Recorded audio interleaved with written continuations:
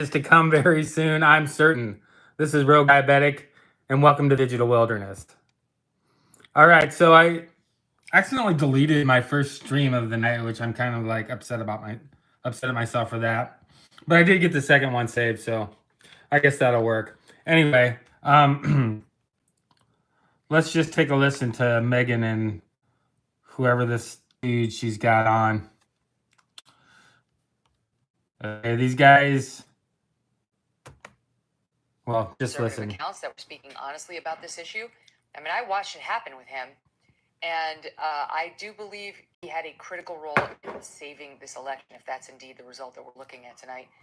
All these things have a reason, and as people wake up, they help others to do the same. I got to run, Bob. I'll give you the last quick word. Oh, sure. Okay. Well, anyway, Elon did a great job. All right, all the best. Elon saved the election, right now, we're going to get back to Henry Olsen, Senior Fellow at the Ethics and Public Policy Center and host of the Beyond the Polls podcast. All right, Henry, what's the latest? Well, it's continuing to look fantastic for Donald Trump. 85% of the vote in Pennsylvania. His vote margin continues to be sustainable even as Philadelphia comes in. And it's just really hard. You can't call it, but it's just increasingly hard to see where she comes back. And the same is true in Wisconsin. Would not be surprised if in the next 3 hours we are able to call the election. She would need to have 3 hours. A miracle that happen in all three blue states right now in some part of the state, and the miracles have not been coming up for her. So explain that, because there are still major cities, like Milwaukee, like Philadelphia, I guess Detroit, that could bring in a huge amount of vote for her. Are you seeing something that says she can't do that to put her over the edge in these three? Yeah, well, the thing is that Philadelphia's vote is increasingly coming in. That as we're talking, 86% of the vote is in Philadelphia. Her margins are lower than Joe Biden's.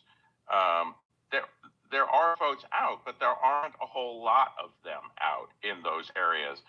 And there's Trump votes that are still out, like Cambria County, where they had a scanner problem. That's going to be like a 70% Trump county right now. But now it's 50-50 because the only votes they've counted are the mail early votes.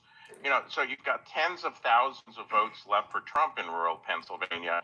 So Philadelphia is not going to save her. Then you take a look at Milwaukee. He's ahead by 100,000 votes. Half the votes are in, and her margins are less. And there are still Trump votes out in rural and suburban Wisconsin. All right, so obviously these right-wingers, these Trump people. Michigan is the state where there's not a whole lot in. So obviously these Trump people, these right-wingers, are slobbering all over themselves already. And they're popping the champagne. So they think Trump is going to win. And this is what I think. You've got this is what I have. I have Trump 232 to Harris 211. Okay, there's no vote in yet in Nevada, so that's obviously this race is going to probably be called before Nevada. Nevada will be called after the race. So Alaska, I'm not going to call it yet. I'm going to go ahead and wait till midnight. I gotta wait till 11 to call Hawaii. But Alaska will probably go to Trump. Okay, I haven't gotten any data from Omaha. That's crazy. And I'll have to look a little bit harder, but Omaha is basically or the first the second congressional district is Omaha in Nebraska, and so I don't know for sure. The conventional wisdom going into this was that would go to Harris, but it might end up being, and I can't even tell because they got Trump at 230. 230. So I don't even think they've called the first district in Nebraska, which that would be something else if Trump won the entire state of Nebraska only by, a huge avalanche of a landslide margin in the 3rd district, which is basically the western part of Nebraska. There's a county in Nebraska, and it's by far the biggest county, but like almost 10 times the size of most Nebraska counties. And it's the size of Connecticut. Connecticut has 5 million people. Cherry County, Nebraska, which is up on, it borders South Dakota, and it's up in this north central region. Cherry County, Nebraska is the size of Connecticut. Connecticut has 5 million people, and Cherry County has 5,000. Just to kind of give you an idea of how empty it is in this vast 3rd district, this vast rural 3rd district. Most of the population is in Omaha and Lincoln. But I would still expect that Trump will still take the 1st district because it's anchored by Lincoln, which is going to be a pretty left-leaning, which is going to be the most liberal town in Nebraska. And that's getting to be like 300,000 people. So it's almost half of the whole, population of the district. Almost half of it lives in Lincoln. So, but I would still suspect that there's going to be that the 1st district will reelect Mike Flood, who's a Republican, and then they'll go for Trump in the Electoral College. So that leaves Omaha. Conventional wisdom was that would go to Harris. I haven't given it to her yet, but it's a pretty sure deal that that'll go to her. And then we got out in Maine. I gave that 1 district to Trump, and I haven't really seen that yet.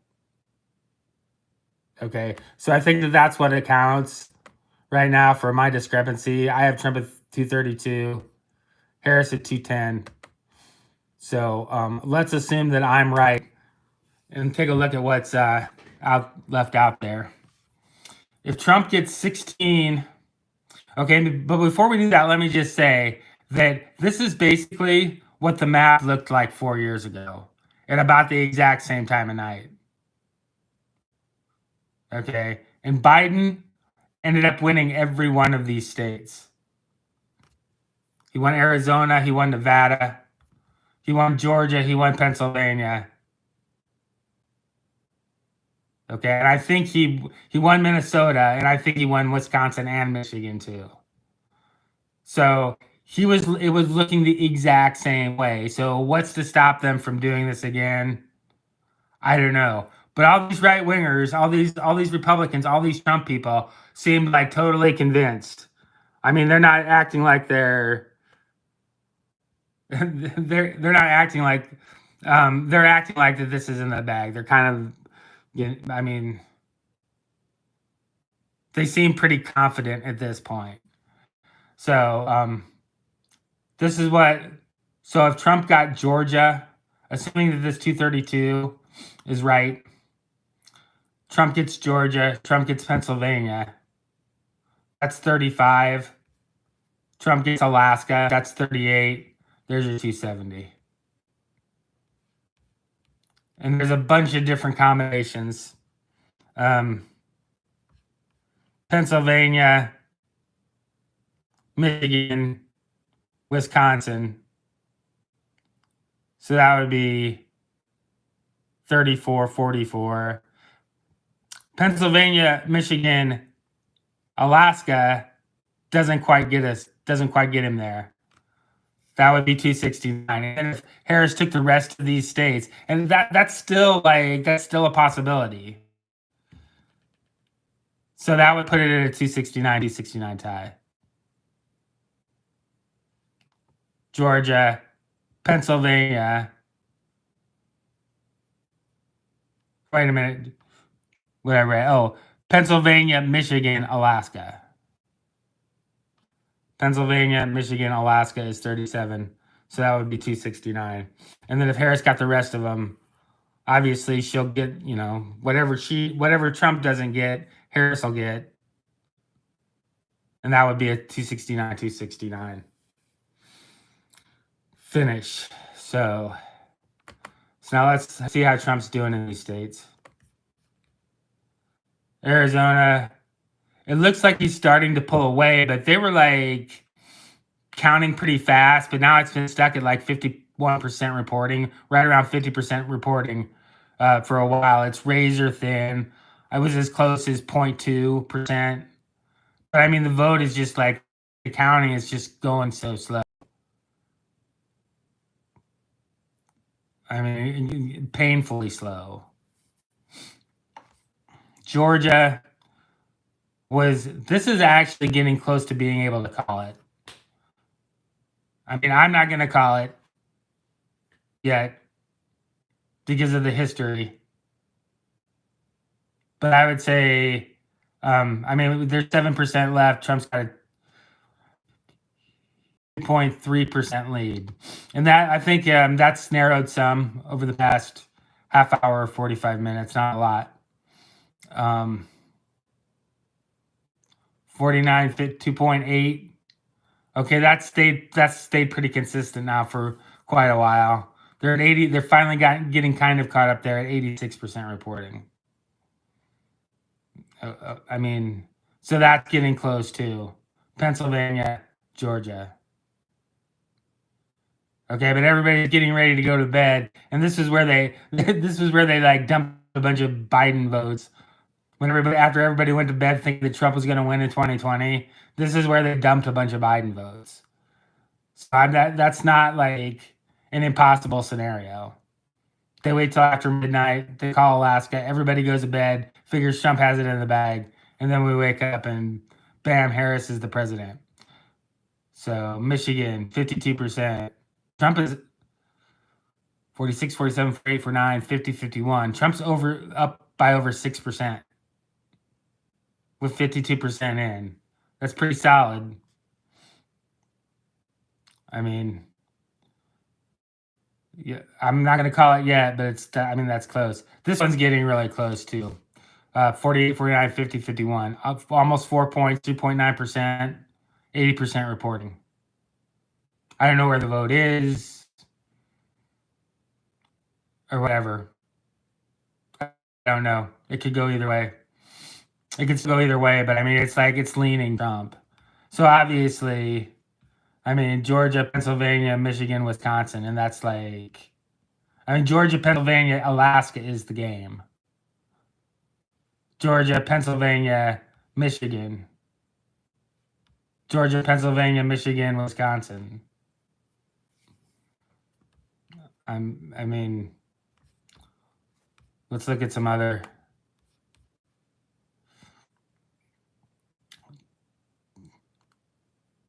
Georgia, Michigan, Wisconsin, Alaska would get him there too. Would it? No, it wouldn't. Pennsylvania, Georgia, Michigan, Wisconsin, and Alaska would get him there. Actually, Georgia, Michigan, Wisconsin would get him there. Minnesota. Take a look at Minnesota really quick. Minnesota started out like Trump was way ahead. There wasn't very much vote in. And some of the Trumpsters were getting all excited. But you could tell that it was way too early. And now this is starting to get almost callable too. It's almost getting to the point where you could call it for Harris. I mean, that's not like, that doesn't surprise me that she's going to win in Michigan. Because she's got her running mate as that governor. So that's it. I'm done for the night. I don't know what's gonna happen anymore. I mean, we just gotta wait and see now. It'll be late. I mean, they'll drag this out until after everybody goes to bed. In fact, I just heard this guy say that, oh, it looks like we could call this in a couple hours.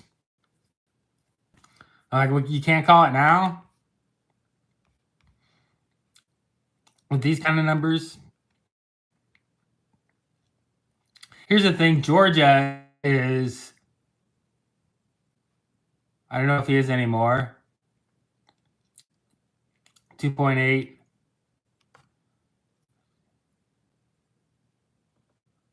Not anymore. He was ahead of Harris by more in Georgia than he was in North Carolina. And Georgia has more votes, more precincts reporting than North Carolina. So,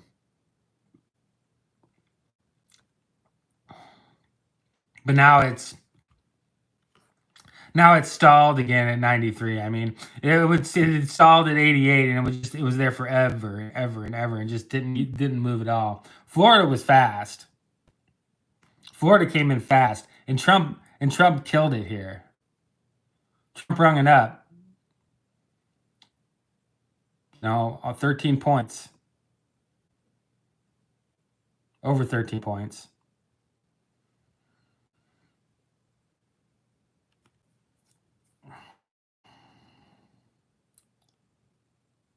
Rung it up in Texas, Louisiana. He was behind in Nebraska for a long time. Nebraska, but that's because they were counting in Omaha first. Omaha is the first to report. Nebraska's in 2 time zones. Okay, and all this like the Panhandle is all in the Mountain Time Zone. Don't ask me why they did that. But like the western third of the state, and that's all Trump. That's all Trump. So that comes in later. So we got 56.5% now, with 73% reporting. It wouldn't surprise me to see Trump pull away a little bit more than that. I would imagine that they're just about done counting.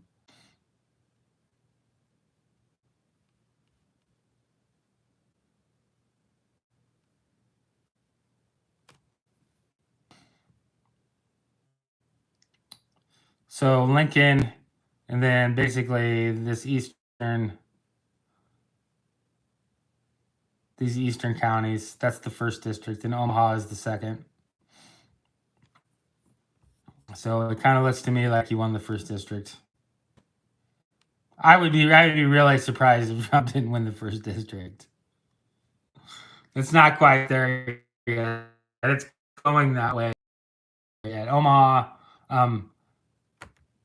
I mean, I don't know. I can't find it.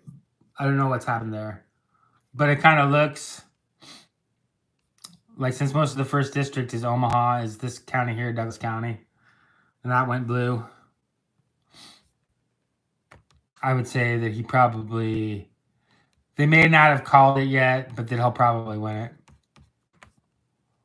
So, but I'm gonna leave it open for right now. So, and I mean, I guess I'm gonna wait until we find out for sure what happens, because when you start speculating too early, you just end up looking stupid when you're wrong. But whatever happens is like, it's not gonna be good. Okay, these Trump people think that they're like getting what they want right now, but it's going to be ugly.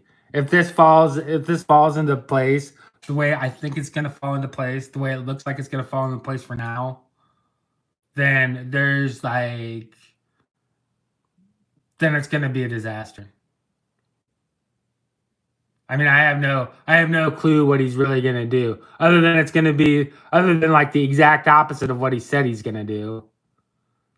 That's about all I can really say. Okay, he won't shut the border down. The Democrats obstruct him. They could still throw him in jail.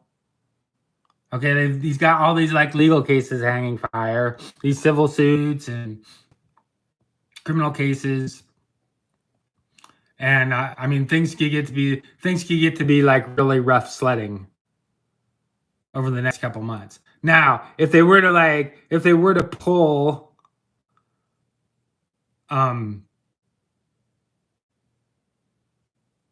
if they were to pull what they pulled in 2020, and just in all these states, we wake up in the morning and all these states are blue, well then, I mean, and Harris wins, then we know what the play is.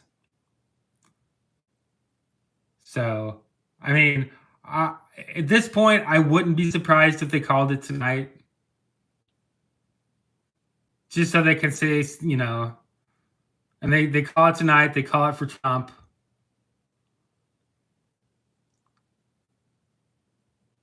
Or even for Harris, they call it, period. However they're going to call it. So people aren't, so it doesn't happen like last time where there was like this days and days and days of not knowing who had won the election. Because there was all these mail-in ballots that they had to count because people were locked inside their houses and scared to leave their houses and go vote in person. And so the Democrats could send out a bunch of ballots and then like harvest them. A bunch of unsolicited absentee ballots. So it's crazy.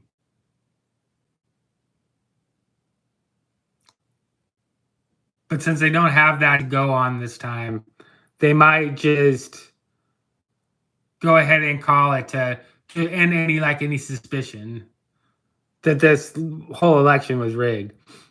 And you know what I think they do. I think a lot of these elections, I even think that like the Romney or the McCain-Obama election was even closer than it looked. I think what they do is when they have they want a Republican to win, they just take their thumb off the scale. Okay, and when they want a Republican to lose, or when they want a Democrat to win, they just put their thumb back on the scale. Now, there's a lot of ways that you can manipulate elections. I mean, you can manipulate public opinion through the media is one way you can do it. You can manipulate elections through, but one of the favorite tactics that they use, that the Democrats in particular use, is they've got all these minority districts, neighborhoods like that. And I know a lot of Black people and a lot of Hispanic people. And most of those people don't give a shit about any of this. And they don't vote. But they've all got IDs and driver's licenses. Okay, and so starting in the early 90s, basically they're teaching these kids, these Black kids and these Hispanic kids, from the time they're little kids, that Republicans hate Black people and that all Black people are Democrats. So they keep reinforcing that. So they reinforce that message, and they get the white kids like that too. So all these neighborhoods, all these Black and Hispanic neighborhoods, are like everybody's registered to vote, because when you get your license or your ID, they ask if you want to register to vote, right? And then you're registered to vote, and you've been told your whole life you're a Democrat because Republicans hate Black people. So you register as Democrats, but you don't really give a fuck. You don't really give a fuck, and you don't vote. And so the people in these neighborhoods that do vote are like Democrat operatives. And so you might get like 70, 80% in some of these precincts that are voting for the Democratic candidate, you know, whether it's Harris or Biden or Obama or whoever, right? And then you just count the ballots like 5 times and forge a bunch of signatures into the logbook. Because you've got these like bloated voter registration rolls. And so maybe only 20%, maybe the actual turnout is only like 20%. But you just make it look like 50% turned out, or 40%.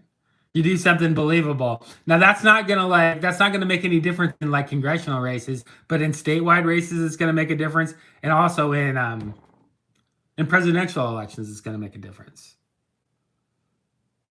So that's like one of their favorite tactics. Another one of their tactics that they like to do, another tactic, and this was something that happened in the last election, which was a more recent phenomenon, but it's basically the same grift. What they do is the Dominion voting software had a feature on it where you were allowed where they could count a candidate's vote up to 1.2 times. Or as few as 0.8 times. The default setting on the software was to count Biden's votes 1.2 times and Trump's votes 0.8 times. So I mean, some of it's not as like tricky as everybody like wants to think it is. It really isn't that hard for these people to fraud these elections, and then the press never reports on it. None of the people who investigate it, none of the Republicans that are supposed to like be going after these people and making sure that this doesn't happen. I mean, it's like they don't care because they're guaranteed, you know, a piece of the pie. And so they just go along with it. So when whatever reason, they want Republicans to win, they just take their finger off the scale. They just don't do that. And when they want Democrats to win, they just put it back on. That's what's happening out there. So, I mean, and then like if you go back to 2008 and 2012 with Obama, I genuinely do think that there was like a big surge in African American voting. I believe that. I mean, because that's like human nature to want to vote for your own kind. I mean, people just do that. They tend to like vote for people that have the same race or religion, not just party. But Obama was a Democrat, and most black people are Democrats. And he was going to be the first black president. So yeah, I don't have any doubt that there was a lot higher turnout in these black neighborhoods in those two elections. But you know, if you can turn 2 votes into 20, or if you can turn 10 votes into 100 votes, then you can turn 100 votes into 1,000 votes, right? So I actually think even those 2 elections were closer than they looked, and those were all called by 10 at night. They were all called before, I think, 11. Both those elections were called before 11 in the East. And it's already almost 1 out there, and we still got all these states that are still haven't. So that's how they rig elections. This one's rigged too. I don't know if they're gonna let it go through or not. I don't know.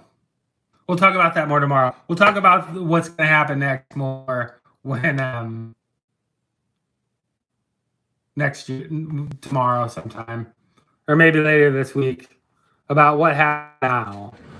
How do they go ahead with this? Okay, the reason why they let Trump in last time was because nobody would have went along with COVID. Okay, the half of the people in this country that we were relying on to not go along with COVID, to tell the fucking government to fuck off, all those people didn't stand up because Trump. It was brilliant. It was totally brilliant. Okay, so what they need us to go along with this time, I don't know. What they need Christians and conservatives and white people to go along with this time, I don't know. But I hope we're smart. I hope we're smarter. I hope we catch on this time. And whatever it's going to be ugly. So anyway, I love you guys. Like, share, subscribe. Click the notification bell. Tell me what you think in the comment sections. No, I'm not a Harris supporter. I didn't vote.